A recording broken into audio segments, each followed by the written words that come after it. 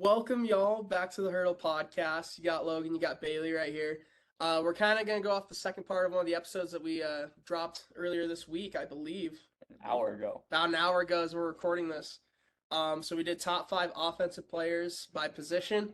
So now we're gonna go defense, and I think we're gonna start interior D line. Yeah. Yeah. All right, Yeah. go ahead, Bailey. Okay, so my five, I got Quinn Williams of the New York Jets. There's not gonna be a ton of breakdown, and it's a little harder to break down defensive guys for me personally. I'm more of a offensive side of the ball, but Quinnen is such a force up there for one of the better front sevens in the league, and looking to improve. He's only 24, going into his fourth or fifth year in the league, I believe now, fourth. I believe So out of Alabama, and he's just a force to be reckoned with up front. Whether it's pass through the interior, rush through the interior, I think that's really stands out as his run defensive side of the ball, or side of his game, is more elite in that capacity compared to the other guys that I like on my list. But I got him at five for me. Very good pick. Very good pick. I do not have him on my list. He was my cutoff. Okay, At number five, I've got Jeff Simmons. he's my four. Yeah, D tackle from the Tennessee Titans. He is so elite, not only in the run game, but he's one of those D tackles that does get after the passer quite a bit. Like in Tennessee, they really haven't had any pass rush outside of Bud Dupree last year. Harold Landry. Like it's so inconsistent. He's been the one consistent, and I feel like he's the one constant. Yeah. And I feel like he is so overlooked. So that's why he's number five on my list. Had to show the man some love. I love what Jeff Simmons does in Tennessee. Completely agree. And that's why he's my four. Basically, everything what Logan said. And the same thing with Quinnen, really shines in run support up the middle. He just sheds so quick on some of these plays, and when teams go play action a ton, that's where these guys really come into effect. So teams like the Jets with Rodgers, they'll be going play action a ton. I know Peterson likes to run the RPO. These guys are blowing plays up like that, and Jeff Sims has made a career out of that. So he's my Pretty four. much. Yeah. At four, I think, oof, I don't want to say the best. He's probably one of my favorites at stopping the run, and that's DeForest Buckner from the Indianapolis Colts. I have him at four for me. Um, Again, he's kind of been the only bright spot there in Indy defensively on the defensive line. Outside of the potential that Kwity Paye maybe has, but we just haven't seen it yet. And he's been their leading sacker for the past like 3 years. Like Mhm. he gets sacks and he's great within the tackles stopping the run. I think one stat that he has that gets overlooked is I believe he has the second most QB pressures from a D tackle position other than like an Aaron Donald. Yeah. So that's why he's my number four. Yeah. And Buckner was six on my list, just barely not making it. Number three, I'm interested to see if we have the same guy. I got Dex Lawrence. Yep, I have Dexter Lawrence. Deserved every penny of the contract that he just signed recently with the New York Giants, and is the heart and soul of Wink Martindale's defense.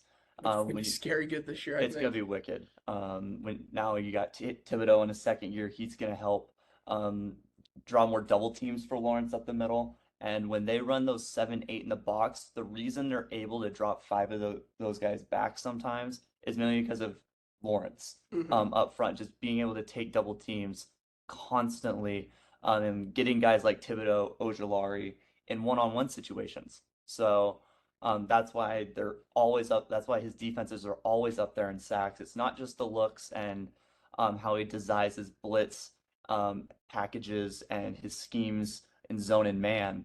It's the just sheer talent they have up front, and Dex Lawrence is a big part of that. Yeah, no, he made the Cowboys run game like atrocious last year when the Giants and Cowboys played. Like we had to turn to the arm of Dak, and I mean we went 2-0 in those games, but like he's such a game wrecker up front. Like again, like you mentioned, like Thibodeau's gonna be taking a lot of attention, I think, this year, especially with tackles and some of those guards having to kick out a little. So he might be in situations where he's one on one, and I think he's unstoppable one on one. I wouldn't say it's like to the level of an Aaron Donald. I keep alluding to it. I think he's pretty high on our list. Yeah, But I just think him one on one is such a great matchup because he has so much power. He pretty much can blow over a center. I feel like. I mean, just watching some of the games this year. So yeah, definitely deserves every bit of the contract he got. Everyone was like I feel like going into last year, when it was getting into that contract year, people were a little hesitant, and then he put up outstanding numbers last year, some of the best of any D tackles. So yeah, that's why he's 3 on my list. Yep. And then 2 Chris Jones Absolutely, Chris and Jones. 1 Aaron Donald. Oh yes. Yeah, so starting with Chris Jones, got his first playoff sack this year, which was kind of crazy. I mean, he's played in so many playoff games, but I think that also just speaks to how many double teams this man is getting. And pound for pound with Donald, the best pass rusher from the interior. Aaron Donald's kind of just in his own stratosphere when it comes to really the entire league's history of Yeah. interior linemen. Aaron Donald's a special kind of talent and player when it comes to that. But when we talk about Chris Jones, what he does for KC's defense in his holdout right now, which is incredibly important, he's been the best player on that defense for the last He's half been decade now. he's been the only consistent defensive player they've had. Exactly. I mean, they've had guys like L'Jarius Sneed. They had Eric Berry for a while. The Honey Badger. Honey Badger, of course. But Jones is there constantly, and he produces constantly when it matters. I know I said the one playoff sack, but just the amount of attention he takes up, it allowed guys like Frank Clark to dominate off the edge in the ways that they did, and Spagnuolo to really run some more complex schemes when you have Chris Jones up front. Yeah, I mean, absolutely. For a guy that's on what I think we both feel is probably the best team in football, like he is the best player on defense. Because I mean, to be honest, their defense outside him is not that good. At least I don't think. I think they're a decent defense, but when Chris Jones is not on the field, you kind of can see the the front seven gets exposed with some teams. Mhm. So I think it's gonna be huge if he's not playing in these first few games because of his holdout to kind of see where teams attack. Like it wouldn't shock me if on Thursday night, if he's not playing, Detroit kind of attacks the middle of the line of scrimmage and kind of tries to play some bully ball with their new toys at running back. But yeah, when he's on the field, he is the heart and soul of that Kansas City defense. Yeah. And yeah, frankly, when you take him off of that KC defense, I think he almost has a bigger impact if you were to take an Aaron Donald out of the Rams defense when they had Jalen Ramsey. Yeah. So now Aaron, and alluding to Aaron Donald at one, Especially. one of the 5 greatest defensive players of all time, I think. He's probably the best one we've seen. Best in one our of this lifetime. generation. I think you can definitely say probably the next best since Deion Sanders. Um, he's when you are trying double and triple teams, basically every play. Because if you leave him one on one, it's absolute It's over. domination. Your quarterback is done for. He might as well just take a knee. So that way he doesn't have to get hit by Aaron Donald. The physical nature that Donald plays with is what allowed guys like Leonard Floyd, who Leonard Floyd's a fine player. He's not an elite edge, I would He's say. decent. He's a good edge. But Donald taking up 2 to 3 guys every possession is what allowed Floyd to have 18 and a half sacks in the season. Right? So, um, he's the best finesse rusher in the league, you could argue, and that's from an edge or an interior position. He's arguably the best power rusher from an edge or interior position, and he's been that for the last 6 years. He's been top 3 or 4 in Defensive Player of the Year, barring injury, for every single year for the last 6 to 8 years. The consistency is unmatched. The dominance that he plays with is unmatched. And there's a reason why he will go down as one of the 5 greatest defensive players in history, if not by the end of his career, maybe the greatest. Yeah, no, absolutely. I think the other thing that's so insane when you think of Aaron Donald is like he's not the biggest guy. No, Like not even close. no. He's like maybe 6 foot on a good day. Like Yeah. 285. Like Mhm. the dude's not like one of these massive guys that we've talked about, like a Quentin Williams or like a Dexter Lawrence, but I think that allows him to get so much lower on these interior linemen that it's frankly unstoppable. Like coming from a former lineman, the lower a defensive player gets, the harder it is on you to not either get a penalty or to stop them. So the fact that Aaron Donald already has the advantage of getting low just because of how big he is, like height wise, when you put that with some of the most raw power I've ever And- seen out of a player, And it's technique insane. specialists. Technique Like specialists. people can clown him all he wants. That knife drill that we always saw the videos of him like shedding blocks, like Clearly works. Like it works. Like he at times feels like he's untouchable and like that no one can stop him. And when he's healthy, he's up there. I think people kind of are, I don't say have forgotten about Aaron Donald, but like hasn't been healthy over the last couple years. And there's the guys like the Bosa's and like a Micah Parsons and whoever that are more of those edge rusher guys that get all these sack totals. And it's like, let's not forget Aaron Donald's a defensive tackle and has been hurt like the last 2 years. Like Aaron Donald's healthy. He is in contention for all these defensive player of the years, sack leaders, whatever you want to call it, every year that he's healthy. And he's flexible along the front line. You can play him at edge Oh, you can play him and anywhere. live easily. It's just he naturally happens to be a defensive tackle. But speaking of edge, um, five on my list for edges is Max Crosby. I also have Max Crosby. He will Mad be Max, baby. on the worst defense in the league this year, Second, Arizona. Arizona's going to be terrible. That's fair. So one of the worst defenses in the league this year, and he will still find a way to probably have 15 sacks.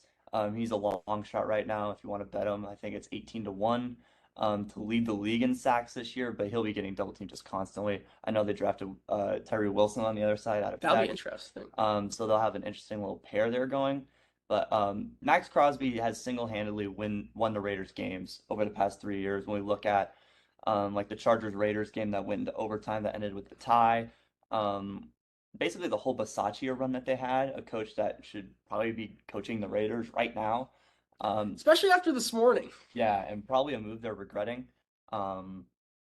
He's just an absolute freak of nature. He's one of the best finesse rushers in the league. His spin move is absolutely lethal. And there isn't really, outside of maybe about two right tackles, there isn't a guy that can guard him one-on-one. Well, yeah, and especially in that like division, like there's good tackles all over in that division. None of them can block him. Yeah.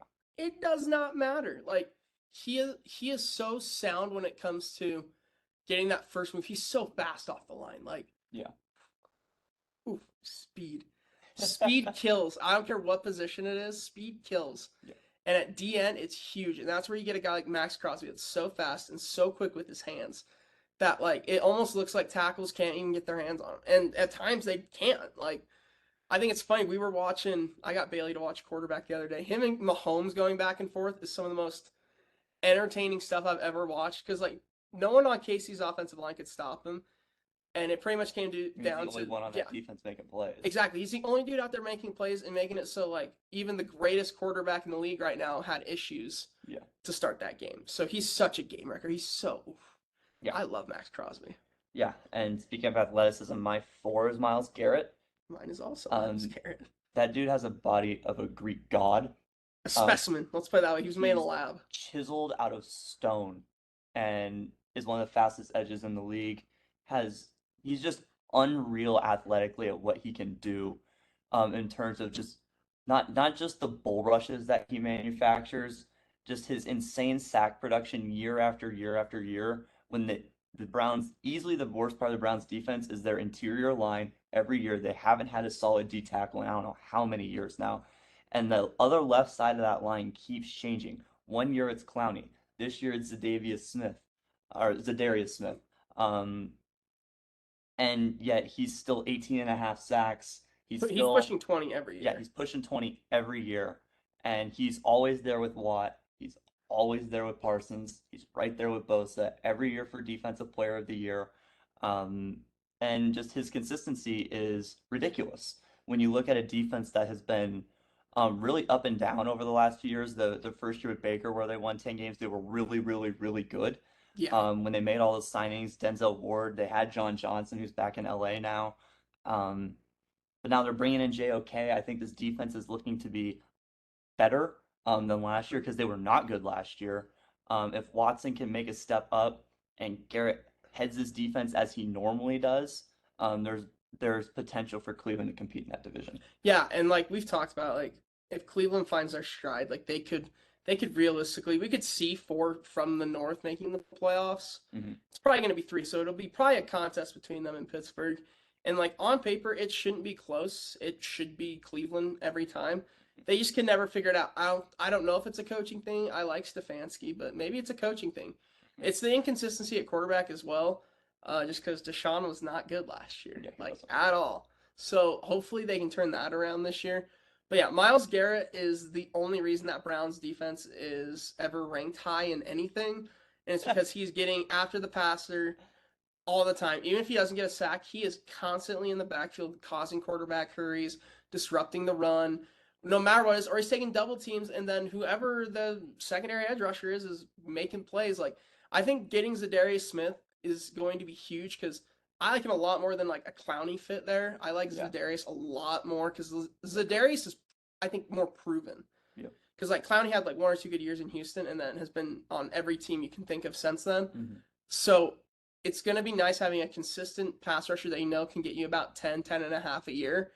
It'll be interesting to see how teams attack that because obviously you still got to try to double team Miles Garrett. Yep. But like if a guy like Zadarius Smith starts going off, you kind of have to double team him. Mm-hmm. So then that leaves, I think, one of the most dangerous men in the NFL, obviously, Mm-hmm. one on one. So Yeah. I guess make sure your quarterback has his helmet. Exactly. Exactly. Um, Leading into that team, yeah, leading into that, I got Watt at 3, yeah, TJ. I got a lot at 3. If WAR was a stat for football, wins above replacement, if TJ Watt played 8 games, he would probably lead all defensive players in WAR. It wouldn't even be close. This dude single-handedly makes clutch play after clutch play. He tips balls, he gets picks. He's insane as an edge rusher. Athletically, he's so insane. Technically, he's masterful. And when Tomlin schemes him in these defenses where he's just switching sides constantly, you have to always identify where Watt's at on the field, whether it's coverage, whether if he's on the line in the front four, he could line up on the inside, even though he's a smaller guy, they don't do that as much, but you've seen them go to those smaller hybrid packages with Watt on the inside, and he just tears apart everyone defensively. If he stayed healthy, I think he'd easily be my number 1 player in this list. But he just isn't healthy, which is why he's at 3 for me. Yeah, and like we joked last year, every game we watched that Pittsburgh was close. It's like Watt won 4 of those 8 games for him. Exactly. It's like watch TJ Watt make a play here to win them this game. Like what game? The Chicago game. I was gonna say the Chicago game is the one that sticks out. He literally tipped a pick at the line. That was 2 years ago, right? Yeah, it might have been 2 years. Yeah, but like it translates into every year. Like TJ Watt single-handedly wins Pittsburgh games. Rather it's a game-winning sack, it's a game-winning pick, it's a game-winning deflection, forced fumble. Yeah, like it doesn't matter. TJ Watt single-handedly wins Pittsburgh games, which I think's the most impressive thing about him. And by the way, he always flirts with sack records when he's healthy. Ty Strahan, like it's kind of insane to think about that. Like if he stayed healthy, Pittsburgh with him alone could probably be a playoff team. Yep. And if they get any consistency on offense, like Pittsburgh could be a dangerous team. But TJ Watt is disgusting. Chef's kiss. I got last year's DPOY Nick Bosa at 2. I do as well. And Micah Parsons at 1. I think, and the reason I wanted to stack them back to back here is Parsons does, not to skip over Bosa, but Parsons does one thing that Bosa doesn't do, and Parsons can play man-to-man coverage.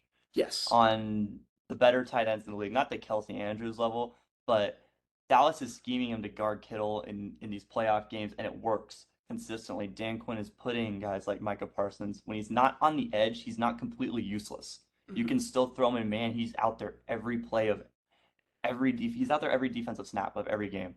And whether it's just his sheer athleticism puts him at 1, but Bosa at 2, when we look at D'Amico Ryans' defense last year, now the head coach of the Texans, there's a reason San Fran was the best defense in the league last year. Yes. And Bosa, when you have him on that front 7, especially with Fred Warner, who will be appearing on our linebackers list, you can definitely guarantee that. Mm-hmm. He's untouchable on the edge. And we're looking at the top 4 guys: Parsons, Bosa, Watt, Garrett. They're all 4 of those dudes are top 20 players in the league.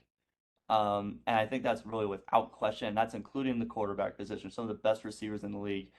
All these dudes are wrecking games. They're wrecking offensive schemes week to week. And there's a reason they're the second most valuable position in the league right now. And Bosa and Parsons, I think, are at that clear head tier. Yeah, and it's kind of like I think you could have either one of them, 1 or 2. You could flip-flop them. Mm-hmm. I think kind of what Bailey was mentioning, I think Bosa is the better pass rusher right now. But again, the versatility of Parsons for me is what kind of puts him over a Nick Bosa, because I don't see Nick Bosa dropping in coverage ever.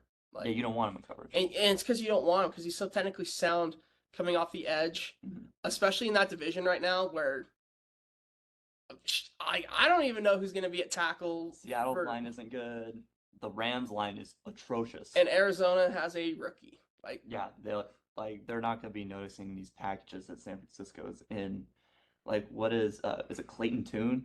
Yeah. For Arizona, who's going to be starting week 1. Like, when they play San Francisco, or Josh Dobbs, or whoever it is, how are they going to be recognizing these packages? You have to know where Bosa is on the field. I don't know how aware these guys are going to be of that. Yeah, like, I think you could realistically tell how bad that division is going to probably be this year outside of them and maybe Seattle. Bosa could get 22.5. Yeah, I was going to say, he could get easily 22.5 if he ends up playing at some point.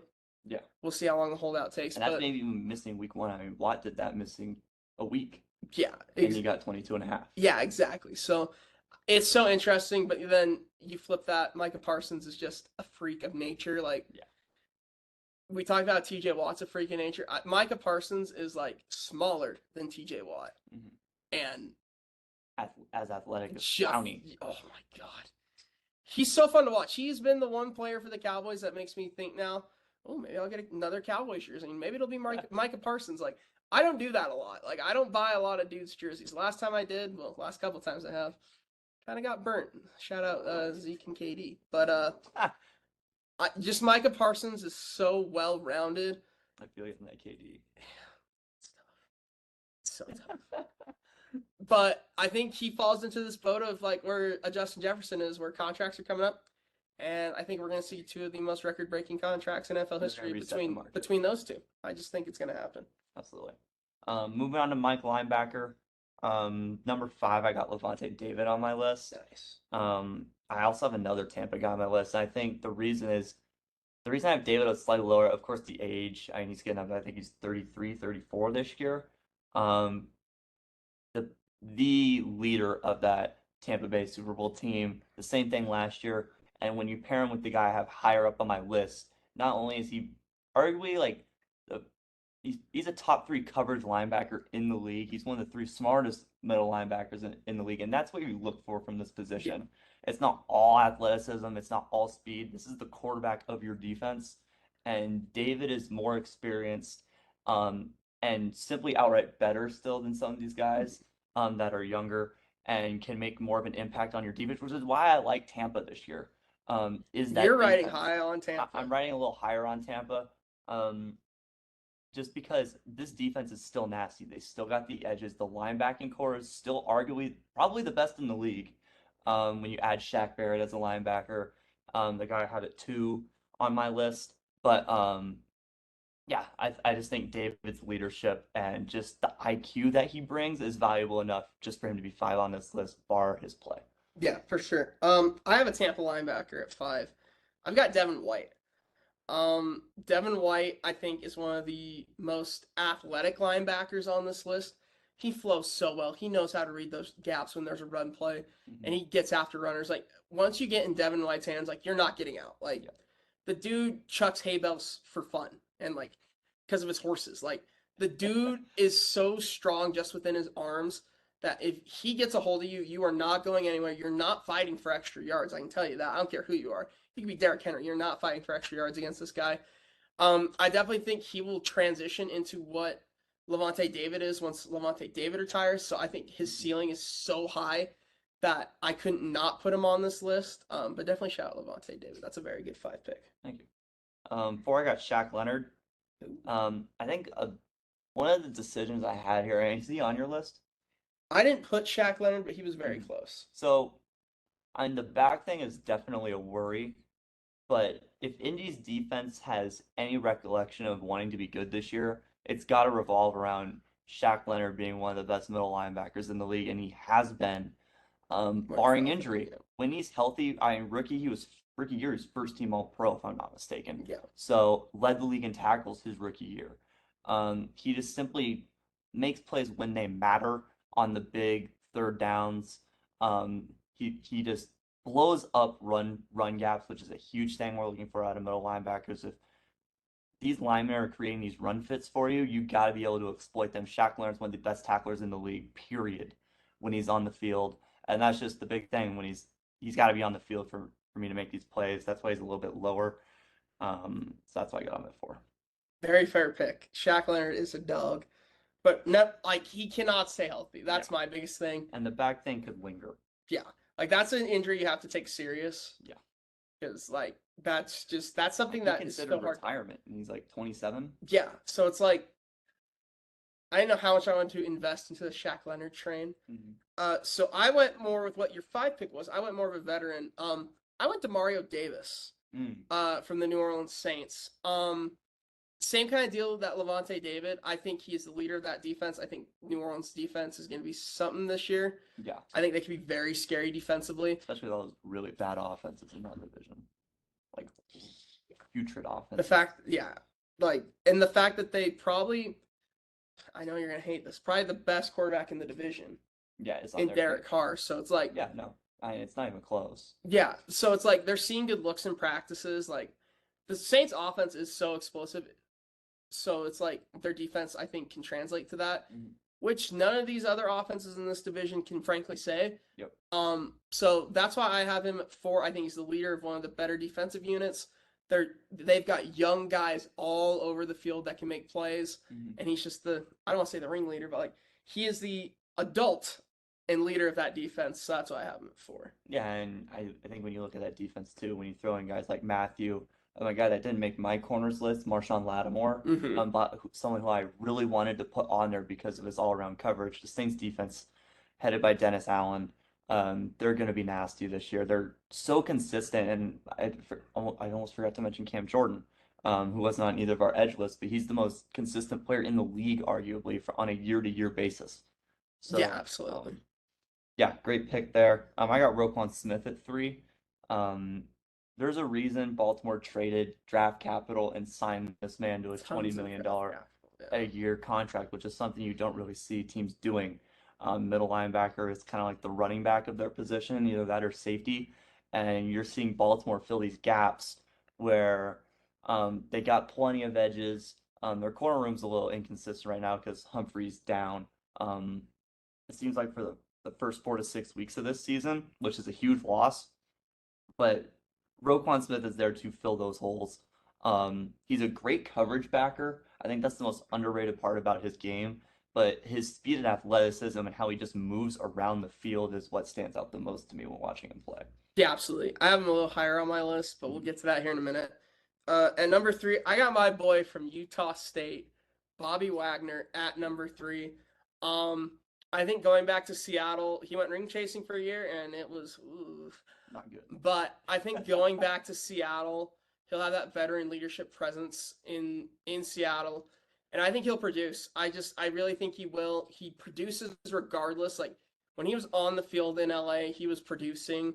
So I'm not worried about the production factor from Bobby Wagner. Never. It's the when is father time gonna like kind of come in with those injuries, because he's been fairly injury free his career. Yeah, I would say for the most part.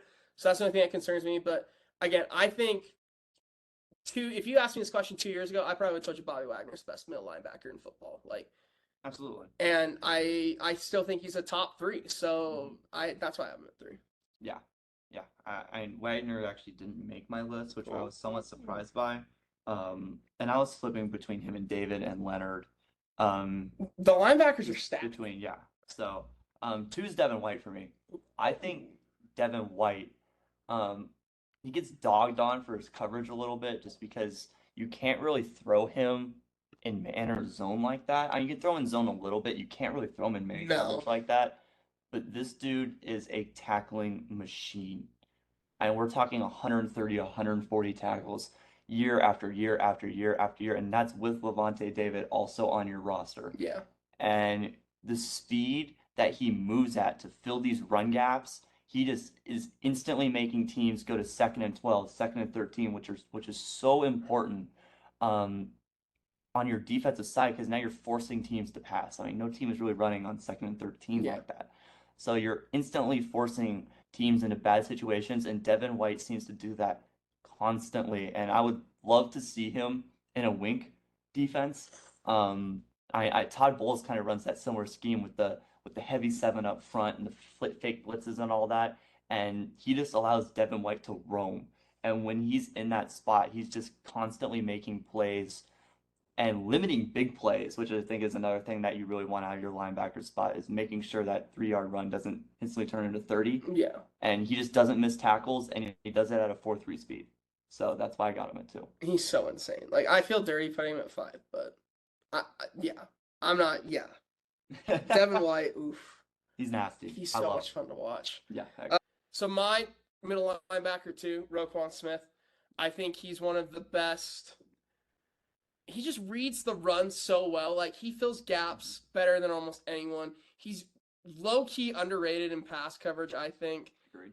And right now, with like Bailey kind of mentioned, Marlon Humphrey being out, he's really gonna have to be the guy there in Baltimore because they don't have Calais Campbell anymore, and they have young Patrick Queen like Yeah. that they're still trying to develop. So he's kind of like a mentor slash like best player on your defense, and for a team that plays in a division where everyone's running the football, Roquan Smith is such a valued middle linebacker. Agreed. And then number one, I think both of us, it's pretty obvious. Fred Warner. Yeah, Fred Warner. Yeah, Fred Warner. You know he's a BYU guy, but yeah. He's the best coverage linebacker in the league. And I don't think close. He's the best tackling linebacker in the league. I suppose. And he's probably the smartest middle linebacker in the league and the best schemed defense in the league. Yeah. I think that's about it. Like, he's incredible. He's so good. He reads an offense so well. Mm-hmm. Like, I don't know. He's definitely he's such a quarterback for a defense. Like, he's all over the field at all times. He's always right where the ball carrier is. Exactly. And just for him to be able to lead that front seven with Bosa on it, and he kind of gets to micromanage the game in certain ways that I think really only like guys like Wagner and David do. Yeah, he's just the perfect fit for San Francisco. So we'll recap each of our lists here since it might have got cut off here. So middle linebacker, I got David 5, Shaq Leonard 4, Roquan Smith 3, Devin White 2, Fred Warner 1. Yeah, and then I had Devin White 5, Demario Davis 4, Bobby Wagner 3, Roquan 2, and Fred Warner 1. Okay, corner. This is probably the most hotly debated list outside of edge, but our edge order was the exact same, which I was somewhat surprised by. I got Darius Slay at 5. Big play Slay is exactly what you look for out of a corner. He fits Philly's scheme so perfectly because Philly just can keep drafting edge rushers. Like you saw this year, they took Carter, they took Nolan Smith. Yeah. They still got Fletcher, and their front seven is right up there with San Francisco for best in the league. But then when you just take the coverage and how Slay and Bradbury work together, they're just turnover machines. And Slay just reads balls so well in the air. He knows when to make the right play, when to anticipate, Yeah. and when to kind of lay off and play a little more coverage. He's a corner that any team wants. I believe he's going into like his age 30, 31 season. And he's been one of the 5 to 7 best corners in the league for the past half decade now. Yeah, and I love the Slay pick. He's not on my list, but Detroit Darius Slay was something else. And he was nasty last year. And he was so good last year. Like, really what Philly was missing once this whole regime kind of started, if you want to call it that, was a lockdown corner, and they went out and got Darius Slay in a trade. Then they also get James Bradbury, and then you've seen what they've built up from there, and they were in the Super Bowl last year. So, like, he was one of those big first pieces for this, I think, era of regime, if you want. Yeah, we'll call it a regime. And he's delivered on every aspect. Absolutely. My number 5 is my boy Diggs. Oh, wow. I love me some Trayvon Diggs down there in Dallas. His rookie year, a lot of picks, yes. Last year, I feel like he was way better in coverage. I agree. I think he will benefit so much more this year with having Stephon Gilmore on the other side of the ball. That's a good point. I think that's one of the biggest reasons I put him at 5. He's kind of like a flyer for me. I think he has potential to make the top 5, so I'm going to put him there. Yeah. I'm trying to keep biased out of it. I just think with him not having to be the lockdown number 1 corner as much anymore, when you have Stephon Gilmore on the other side, I think is massive for him. I think those are all fair points. I mean, of course, the giving up the big play is the big worry with him. He's always kind of just biting on double moves, and I think the other thing with the five guys that I have on my list is you don't really almost ever need safety help over the top with these That's very guys. You fair. can kind of leave them by themselves. And Diggs was more like that last year. Hmm. Um, I'm wondering if this year, if with Gilmore, if he's going to if they're going to allow him to play more aggressively, because Gilmore is also just straight up lockdown, and you can kind of leave him without safety help on one side, and maybe you let Diggs be more aggressive and just give More like him a the ball safe, hawk, yeah. just give him more safety help, and allow him to get the 11 picks, right? Go through that same thing again, but um, yeah, just the consistency is something out over 2 years I haven't Absolutely. seen to That's put him in my top five. that's I'd actually valid. probably even lean Lattimore in that situation, but not to dish your pick or anything. No, no, it's completely valid. I'm taking this purely as a again, we're kind of like what we're vibing with, kind of like how my Lawrence pick. I Yeah, had Lawrence at 5. I think you're Lawrence leaning has a little so more much room. future heavy. Yeah, I'm going a little more future heavy with these, and I think Trayvon Diggs is just. I like him at 5, Yeah. but yeah. Jalen Ramsey's at four for me. Same. Um, at at seeing all the corner lists this year, Ramsey's been the best corner in the league for the past 5 years. I Yeah. think that's without debate. Um, he just hits the hardest. He plays the best man, plays the best zone, and he fit in a scheme in LA that was perfect for him. They always gave him the help when he needed it, but also when he wanted to go straight up man and press, he loves to press. And when he would do that, he'd just be utter lockdown. He's missing the first 4 weeks this year, 3 weeks, something like that. With Miami getting traded for a third round pick, which I think is a steal for Miami. Hmm. You're getting, in my opinion, the fourth best corner in the league. Um, I think the age is starting to slowly factor in. He's kind of fallen out of his prime. I believe he's 28, so 27, 28. He's around that. So that's playing a factor. Um, so. Just with Jalen at four, I like the other three guys more. One, I was trying not to overrate some of the younger guys, But it but just happens. yeah, just with Ramsey kind of falling back a little bit. He had a couple bad matchups. Diggs got him early in week one last year. Um, I really want to see him return to form like he was in his prime, late Jacksonville, early LA. Yeah. The reason I have Ramsey at 4, and I wasn't going to cut Bailey off, he's out till about November. Okay, So that concerns me. When he's on the field, him and Xavier Howard are the best corner duo in football, probably. I agree. So, and when he's on, he's on. He gets these matchups where he'll pull a, let's say, in the Super Bowl when he was with the Rams, when he had Jamar Chase, like, Jamar Chase kind of toasted him a couple times. Yeah. So these young receivers can kind of get the best of him. 90% of the time, lockdown. Yeah. Like he just is. And just some of these younger guys get the best of him. I think it'd be fun to watch. I don't know when he plays Jefferson. If he plays Jefferson this year, do you guys play Miami this year?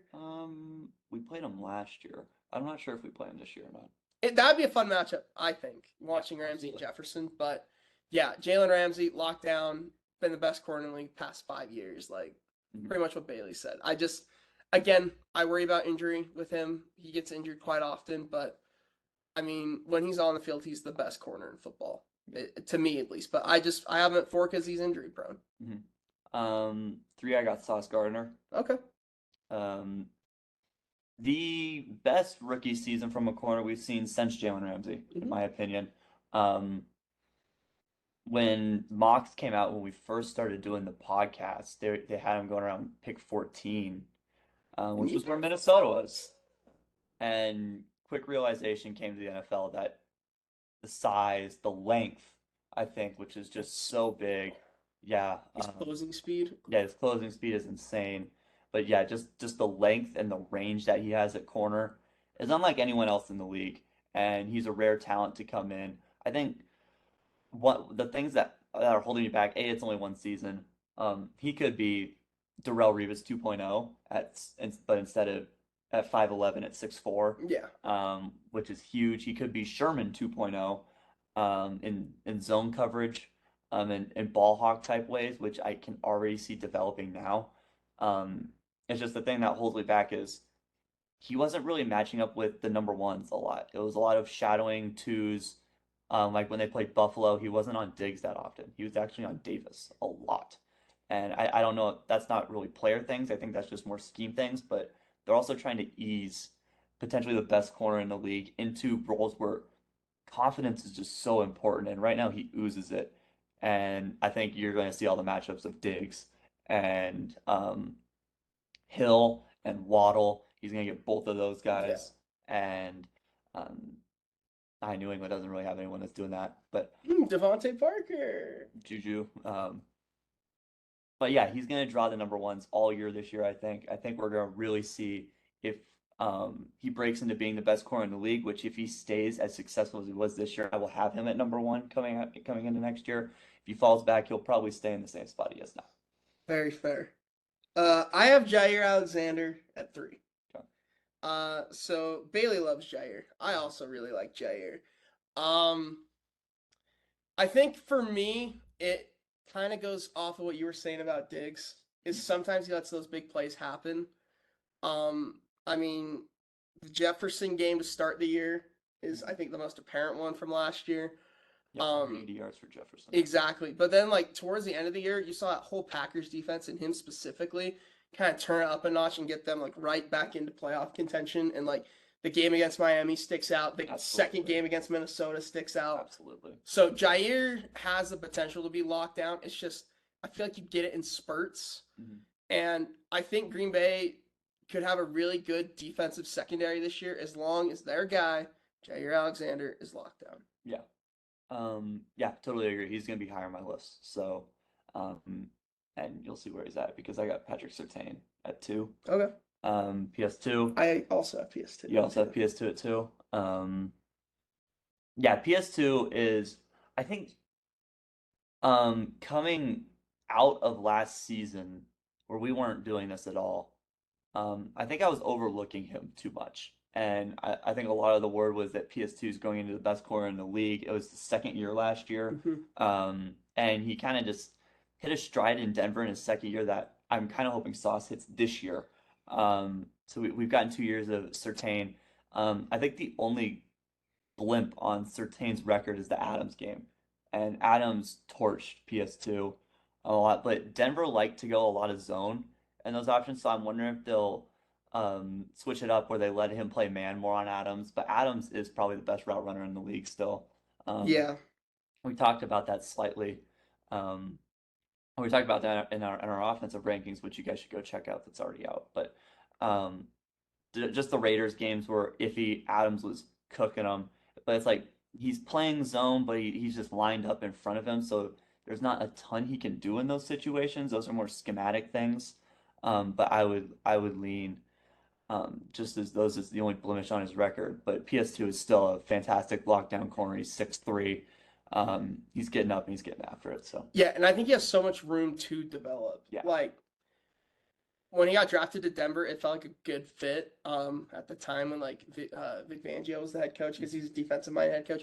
Now you bring in the offensive mind of Sean Payton, which I think is very interesting to maybe see where this dynamic of their defense goes. Because like when Denver was on their Super Bowl runs and all that, it was all about defense, not necessarily about the offense. So now they kind of have a switch there. So that's kind of something interesting to look out for. I still think he's going to eat. I think in that division specifically where they like to throw the football, outside of maybe the Raiders this year. Yeah. But like that division likes to throw the football. So he has a lot of opportunities against really good receivers to really cement himself as maybe the number one corner. Yeah, absolutely. And I have Jair at 1. Very fair. Jair is so freaking locked down. I mean, held Jefferson to under 50, makes all the big plays when they need them. And when Green Bay thrived last year, it was letting Jair just play straight up man and scheming around him. That's very fair. It wasn't scheming around the front seven. It wasn't saying, hey, can Preston Smith do this game? It was Jair's on their one, and we figure everything else out according to plan. And it worked. And Green Bay started to win games. Rodgers started to kind of find some momentum with Christian Watson, but it was really the defense that was winning them games last year. And I mean, the only blimp on the radar was Jefferson week 1, but he was in zone all game in that first game, and Jefferson cooked him. Jefferson was running crossing routes just away from Jair, and they were just avoiding, and for good reason. It's because Jair is the number one corner in the league, in my opinion. He's been doing it for the last 4 years. He's been flying under the radar for the last 4 years. And when you look at his capability, his range, his ability to play both man and zone because you don't want to test him in either category, that's why he's the number one corner. Yeah, no, very fair. I think for us it was tough to rank these top three. Yeah. I think it really is. So my one is Sauce. I'm bought in. I'm bought into the hype of Sauce. I'm bought into the hype of this Jets team, especially that defense right now, because the offense gets all the talk that they're getting. Mhm. I think that defense has so much room to be so special. They're so young all the way around. And Sauce is, I think, the big reason of that. I do agree that I would love to see him covering a lot more receiver ones this year, Mhm. which I'm hopeful that's going to happen. It's going to have to at some point. But just athletically, he is so gifted. He is so fast. He closes on the ball so quick. Like even if he lets it catch up, like the dude's tackled within a yard. Like Yeah. it's not by much. And what there was a stretch there where just there's teams that don't throw at him. Yeah. Like I don't Right. care if you're covering the number two. If you're not getting the ball thrown towards you, that's saying something. Absolutely. So I think going into this year, you're either going to see teams attacking him with their number ones, and the quarterbacks are going to feed it to him, or you're just going to see people go away from him, and he's going to shut number ones down, which is kind of crazy to say, but when you think about who he's going up against in practice, he's going up against Garrett Wilson in practice. There's no slouch. Yeah. Like, if I've learned anything from watching a little bit of Hard Knocks, those two go after it every freaking day.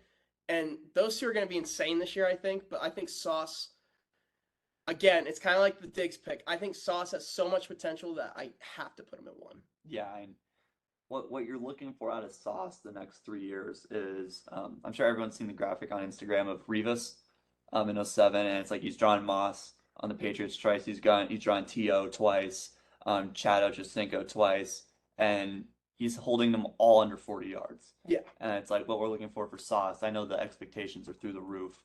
Not only next year, but especially through his prime years of 24 to 27. That's kind of the stuff that people want to see and people are actually expecting to see, which is just absurd. So if you play the future card, I'll probably have Sauce at one at the end of this year. It's just I'm kind of just more in the moment, I guess, with it. See, this is interesting. Yeah. You're more in the moment. Like we're doing this for going into the season. Yeah. I'm kind of doing the little look ahead. I'm hedging my bets and making them obvious. Next lately. up, this is my future pick Ooh. for probably both sides. Safeties. Ooh. I got Kyle Hamilton at 5. I love it. I don't have him on mine. I love it. I love it. 6'4", 6'5", that 180. range, 180, but he plays the box so well, He's so good in run and support. he forces turnovers, which is what you're looking for out of safeties. Safeties don't really have many other jobs except to play help to corners, they're just playing help all over the place, and when they're allowed to roam, play free, and cause chaos, basically. And Kyle Hamilton is going to be doing that with the best of the safeties over the next 5 years. And I think going into next year, Harbaugh is going to scheme him into the perfect spots. He was scheming into the perfect spots last year before he got hurt. I believe he forced two fumbles early into the season last year. I think those are going to grow exponentially. And just the range he can cover the field at, he's going to have to do that early on, especially with no Marlowe. I think we're really going to see Hamilton shine in those spots. So that's why I have Kyle Hamilton at 5, and he could very easily rise up this list faster. Oh, absolutely. He was definitely like my fringe. He was right there for me. Yeah, I've also been buying a ton of rookie cards, so You kind of I got some stock. You yeah. gotta hedge your bets, just like you did with Jefferson. Well, I was thinking more of I was thinking more baseball, but we won't get into that. I'm sure you can guess who. My number 5, I got the Honey Badger. I like it. Tyrann Mathieu. I love the Honey Badger. I think he fits so well with what New Orleans is going to try to do. Him and Lattimore, with Lattimore covering and then him on the back end, is kind of scary. He's always around the football, and if he is anything like he was in those like Arizona years, even if he gets a little bit of that, I think he'll be just fine, and that's why I have him at number 5. Yeah, totally fine. I got Byard at 4. Ooh, okay. PFF merchant Kevin Byard. I don't know if his play stands out on the screen when you first watch him a ton. I really like Kevin Byard because he's extremely fundamental in what he does, and he rarely ever makes mistakes. Limiting big plays over the top. He's actually a great coverage safety. He's Yeah. really underrated in that capacity, being a smaller safety too. He can get around the field and move. He's a consistent tackler. He can lay the wood too. Yep. Oh my Yep, God. absolutely. And I think he's everything that Vrabel looks for in an over-the-top safety. Just consistency, keeping mistakes at a supreme minimum, which is what makes Vrabel's team so good. Like That's why they're always decent, at least, even if they don't they have were the best 7-10 last year, and they had the worst quarterback play imaginable, and Vrabel still got them to 7 games, and that's because of Byard and Landry in this defense. Yeah, absolutely. My 4 is the dude that I'm calling now to probably lead all these people in tackles. Let's hear it. And that's Buda Baker, because Arizona has nobody. No, Buda is, again, one of these athletic freaks that you put back at safety and say, like, go to work. There's a reason that so many of these, like, contenders have been, like, asking, like, his value to the Cardinals right now, because they're just a dumpster fire, so they should be selling, and Buda should be the first one they let go. But Buda is so... when it was... they had Pat P there when he was there, right? Yeah. Right towards the end. Yeah, Him and Pat P were fun to watch, especially Buda's rookie year. I think Buda has so much more room to grow. the last couple of years too. Exactly. I just think Buda needs a better place to grow. Let's put it that way. Mhm. So I think he needs to A, get traded, and 2, go to an ideal situation where he can really just flourish at what he does best, and that's Philly. unfortunately Philly.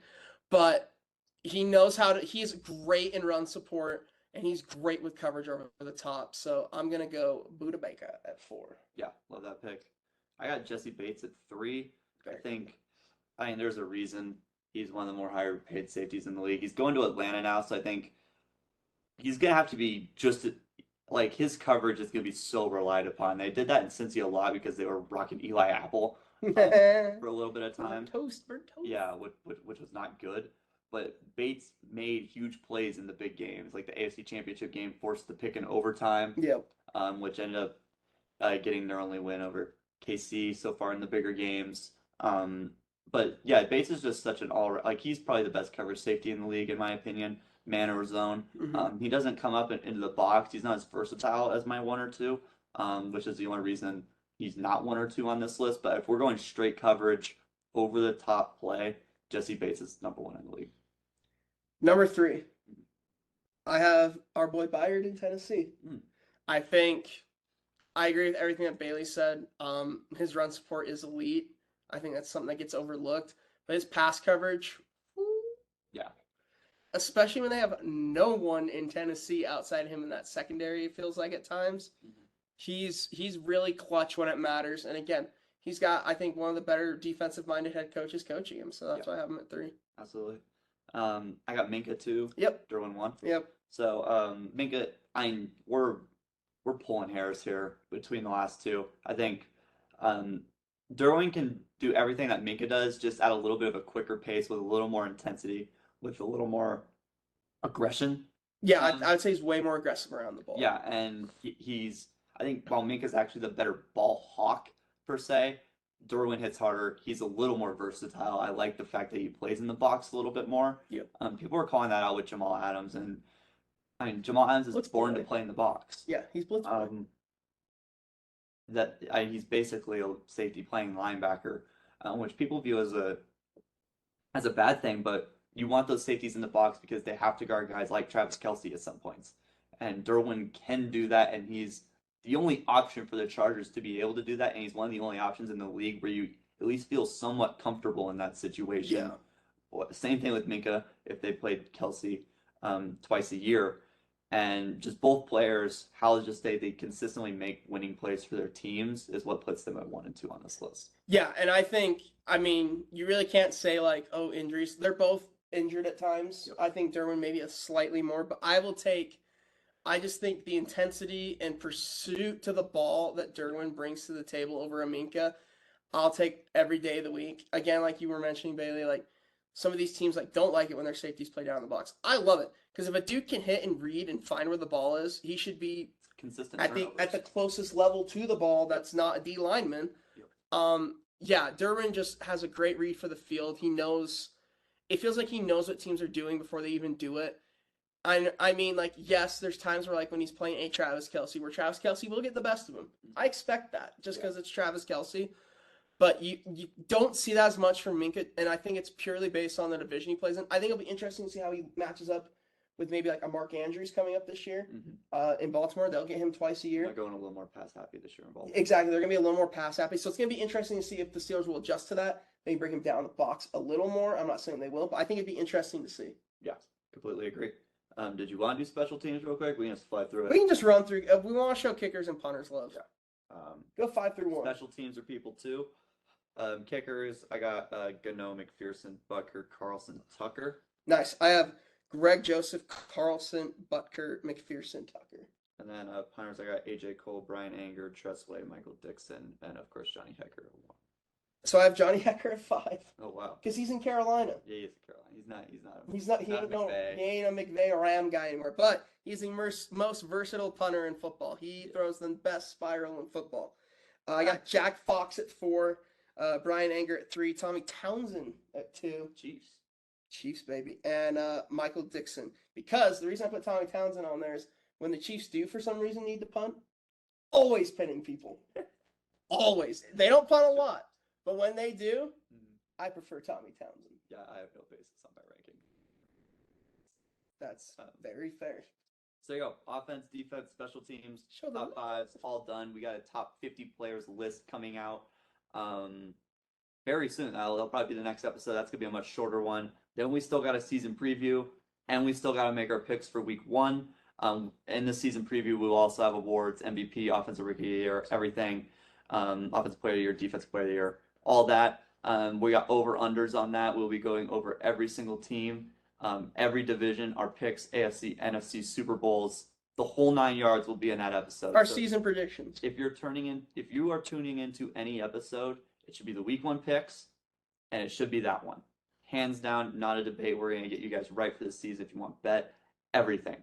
So yeah, I think we're gonna have some good bets. We have some good underdog sleeper kind of deals. Yeah, I got stuff I will be betting. I'll be announcing those.